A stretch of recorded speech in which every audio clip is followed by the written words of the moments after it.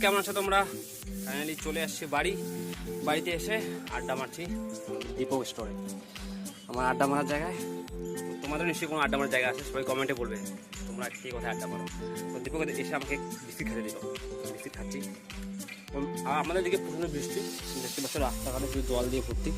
তাই আমি টিভিস নিয়ে বেরিয়ে পড়ছি, আরসিটা বের করে নিই, কারণ এত কাদা বের করে ধুতে পড়ে ফেলতে হবে।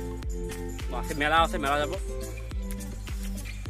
দীপক হয়তো দেখি দীপক বইটি পড়ছে নাকি, দীপক এখন গান শুনছে। আর দীপক তো দোকানে বসে পড়াশোনা করে। আমিও আগে আসতাম যখন বেকার ছিলাম, দুটো থেকে প্র্যাকটিস করতাম এখানে এসে। তো তোমরা আসো বাড়িতে, যখনই ফাঁকা টাইম পাবে ভিডিও করে নেবে একটু। সে আড্ডা মারার টাইম হোক, যে কোনো টাইম হোক, আড্ডা মারবোই সবাই। আর বাড়িতে বসে থাকবো সারাদিন, বাড়িতে বসে থাকলে মাথা কাজ করে না।